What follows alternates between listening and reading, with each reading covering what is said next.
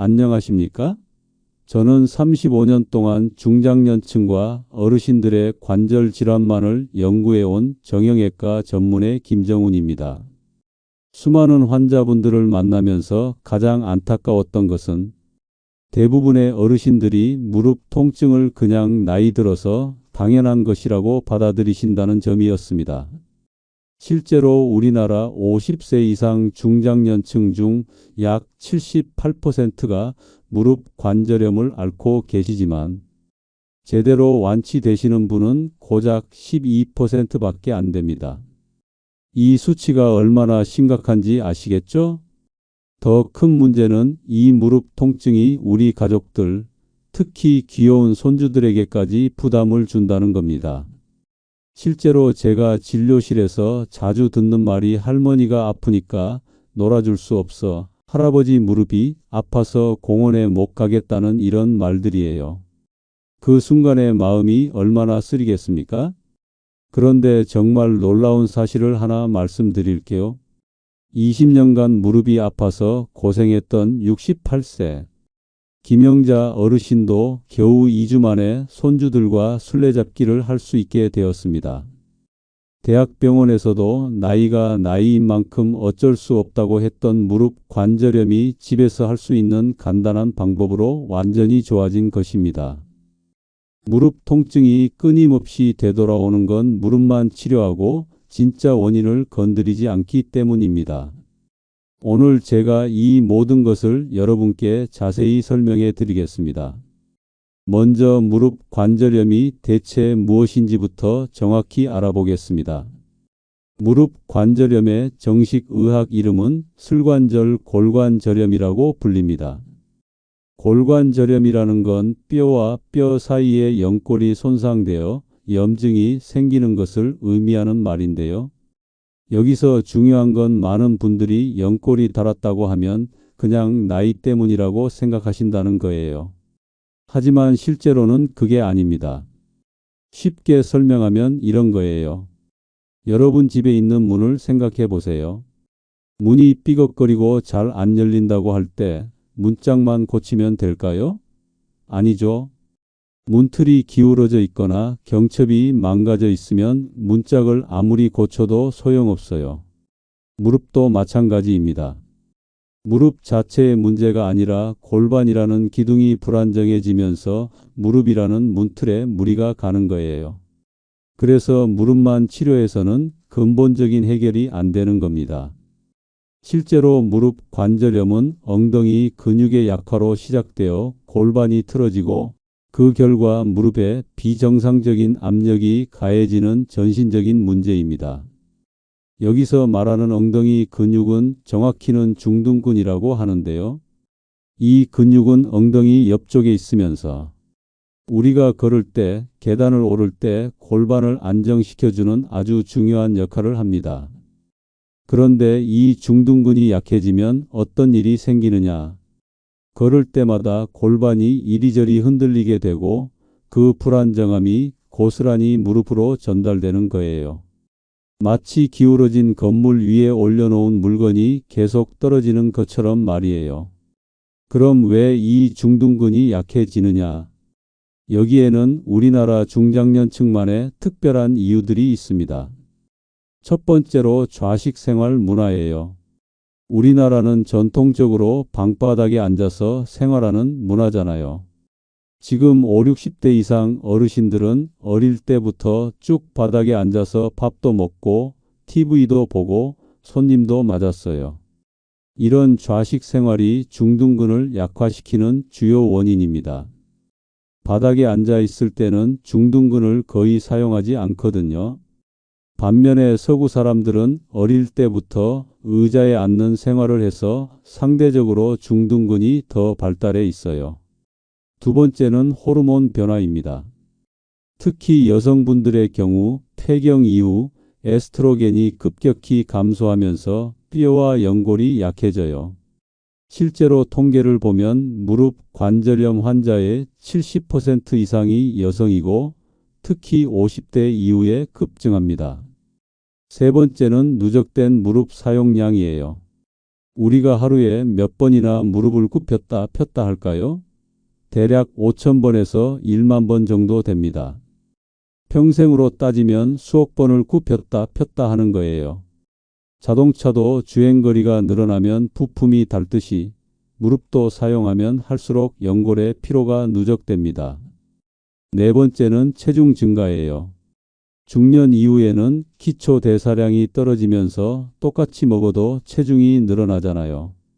체중이 1kg 늘어나면 무릎에 가해지는 압력은 3에서 4kg 증가한다고 보시면 돼요.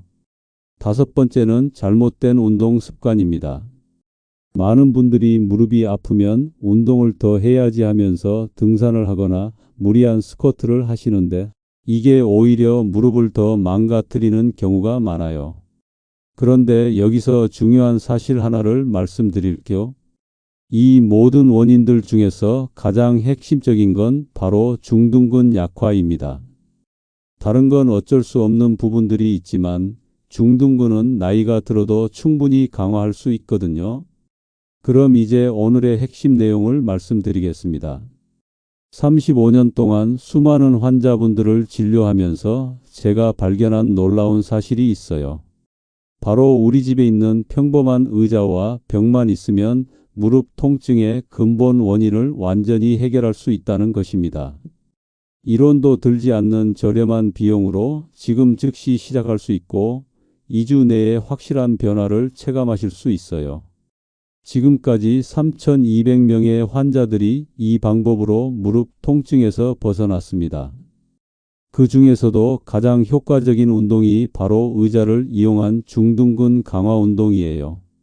그런데 이 운동을 알려드리기 전에 먼저 여러분의 중둔근이 얼마나 약해져 있는지 간단하게 테스트해 볼까요? 벽에 등을 대고 서세요. 그리고 한쪽 다리를 옆으로 들어 올려 보세요. 이때 다리가 15도 이상 올라가지 않거나 골반이 같이 기울어진다면 중둔근이 상당히 약해진 상태입니다. 또 다른 테스트 방법이 있어요. 한 발로 30초 동안 서 있어 보세요. 몸이 심하게 흔들리거나 균형을 잡지 못한다면 역시 중둔근 약화를 의심해 볼 수 있어요. 이제 의자를 이용한 중둔근 강화 운동을 자세히 알려드리겠습니다. 먼저 의자 등받이를 잡고 서세요. 이때 의자는 너무 높지도 낮지도 않은 일반적인 식탁 의자가 좋습니다.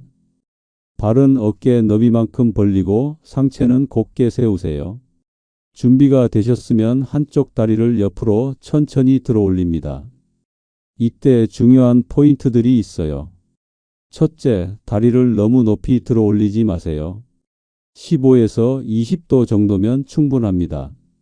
너무 높이 들어 올리면 허리가 대신 움직이게 되어서 중둔근 운동이 아니라 허리 운동이 되어버려요.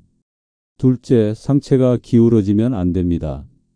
다리를 옆으로 올릴 때 자연스럽게 상체가 반대쪽으로 기울어지기 쉬운데 이렇게 되면 운동 효과가 반감됩니다. 거울 앞에서 하시거나 가족분께 확인받으시는 게 좋아요. 셋째, 천천히 움직이세요. 반동을 이용해서 확 올렸다가 확 내리면 근육에 제대로 자극이 가지 않습니다. 올릴 때 3초, 유지할 때 3초, 내릴 때 3초 이렇게 총 9초 정도 걸리도록 천천히 하세요. 넷째, 다리를 내릴 때 바닥에 완전히 내려놓지 마세요. 살짝 닿자마자 다시 들어 올리는 게 중요해요. 그래야 근육의 지속적인 긴장을 유지할 수 있거든요. 한쪽 다리를 15회 하셨으면 반대쪽 다리도 똑같이 15회 해주세요. 총 3세트씩 하시면 됩니다. 처음에는 힘들어서 15회가 어려우실 수도 있어요. 그럴 때는 10회부터 시작해서 점차 늘려가시면 됩니다. 이 운동을 하루 2회, 아침에 한 번, 저녁에 한 번씩 해주시면 됩니다. 중요한 건 꾸준히 하는 거예요. 하루 이틀 하고 말면 효과가 없어요. 그런데 이 운동만으로는 부족합니다. 중둔근을 더 강화하기 위한 두 번째 운동을 알려드릴게요. 바로 벽을 이용한 사이드 워킹이에요. 벽에 옆구리를 대고 서세요. 그리고 벽 쪽 다리는 고정하고 바깥쪽 다리를 벽 반대 방향으로 한 걸음씩 옮겨가는 운동입니다. 이때도 마찬가지로 상체가 기울어지면 안 되고 골반이 돌아가지 않도록 주의해야 해요. 한 방향으로 10걸음 갔다가 다시 돌아오고 반대편도 똑같이 해주시면 됩니다. 세 번째 운동은 누워서 하는 클램쉘 운동이에요.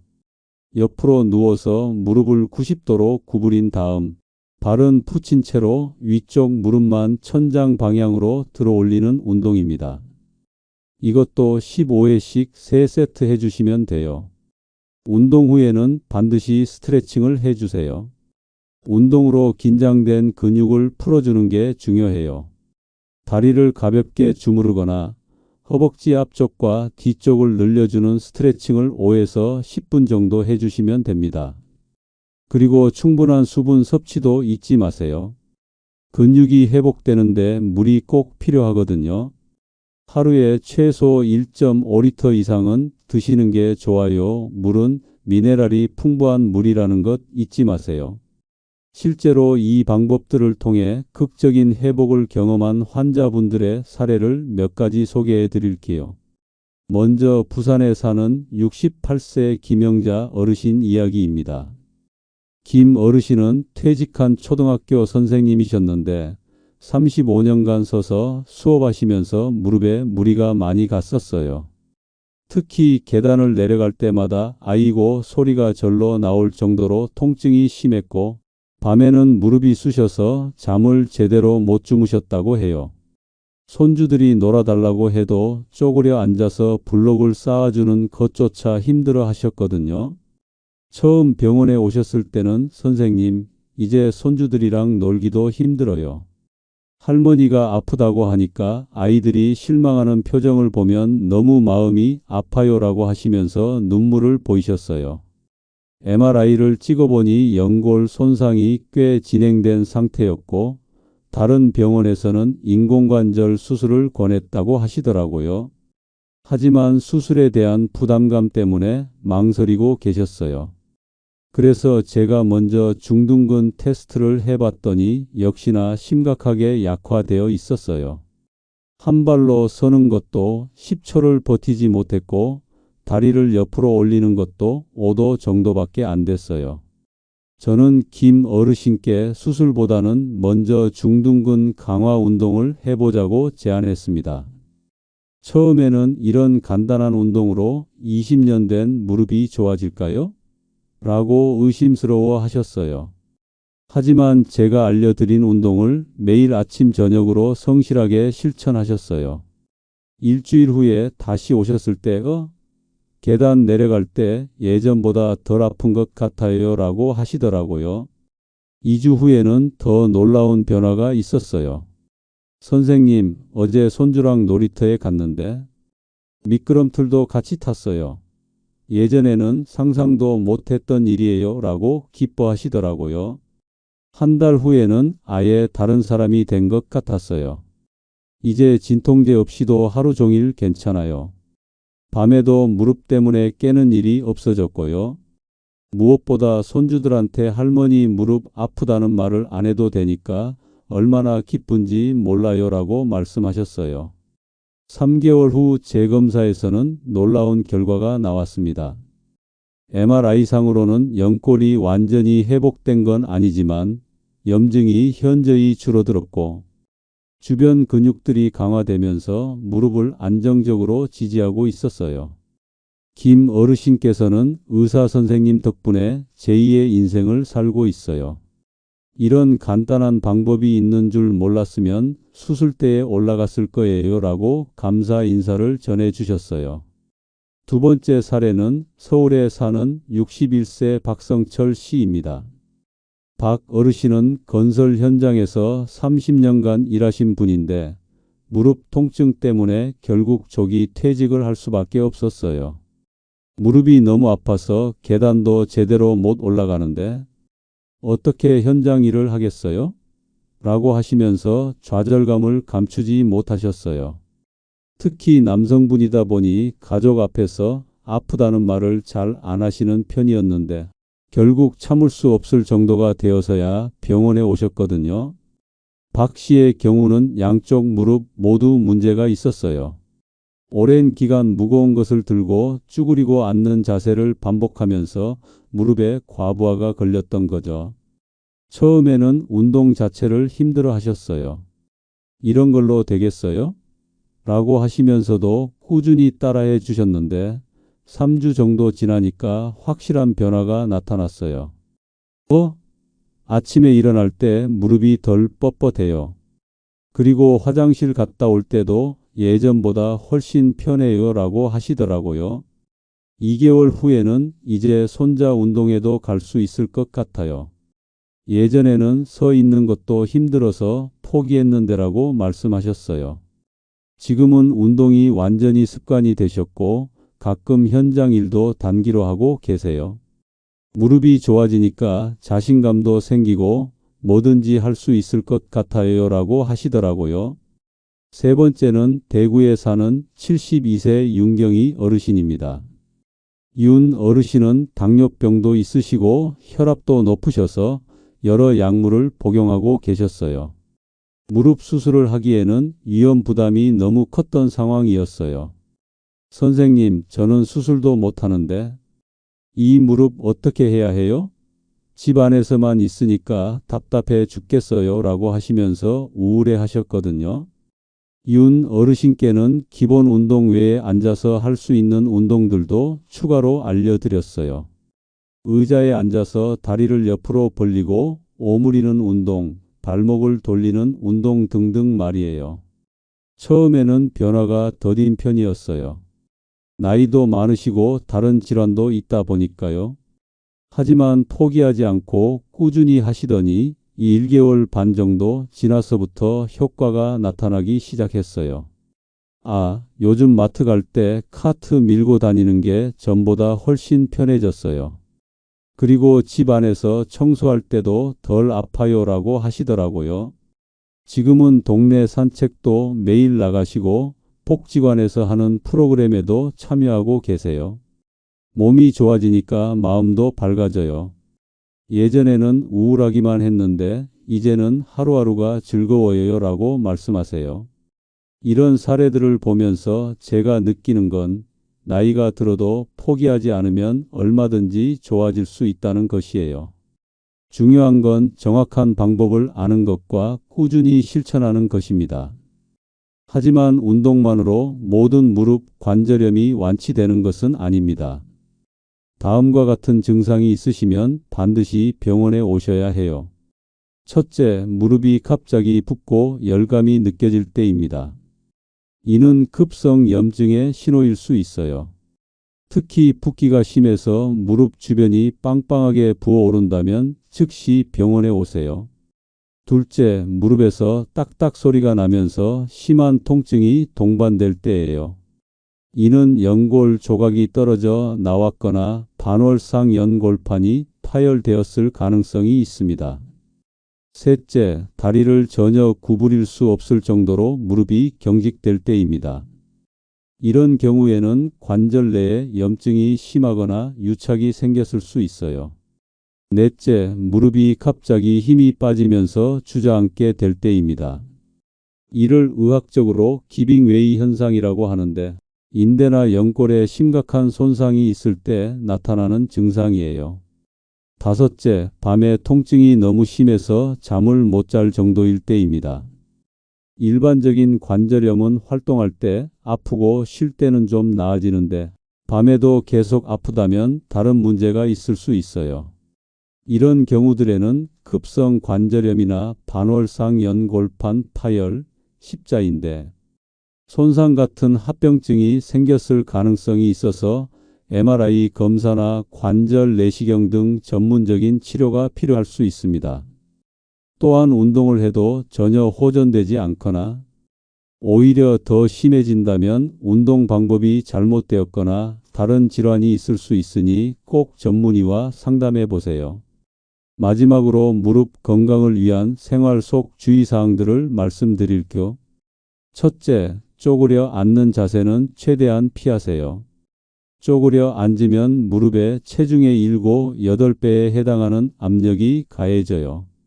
밭일이나 청소를 할 때는 작은 의자를 가져가서 앉아서 하거나 무릎 보호대를 착용하세요. 둘째, 계단을 오를 때는 난간을 꼭 잡으세요. 특히 내려갈 때는 무릎에 가해지는 충격이 더 크므로 더욱 주의하셔야 해요.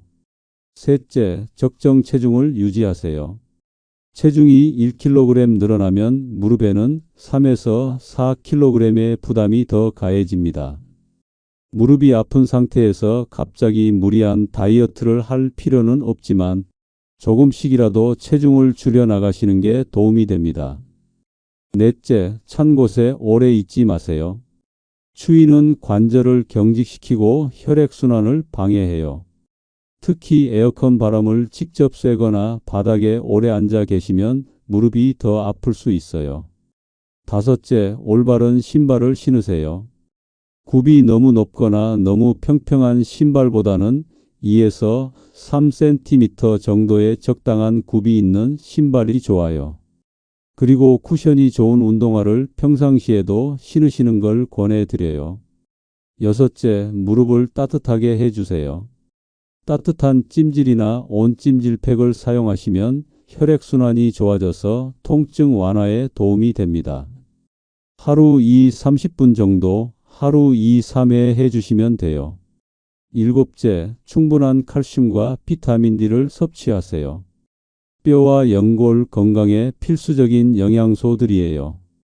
우유, 치즈, 멸치, 시금치 같은 음식들을 드시고 햇볕도 적당히 쬐어주세요. 여덟째, 금연과 금주를 하세요. 담배와 알코올은 뼈의 재생을 방해하고 염증을 악화시킵니다. 특히 담배는 연골의 영양 공급을 차단해서 관절염을 더 빨리 진행시켜요. 아홉째, 스트레스를 관리하세요. 스트레스는 염증을 증가시키고 통증을 더 심하게 느끼게 만들어요. 명상이나 가벼운 산책, 취미 활동을 통해 마음의 여유를 갖는 것도 중요해요. 열째, 규칙적인 생활을 하세요.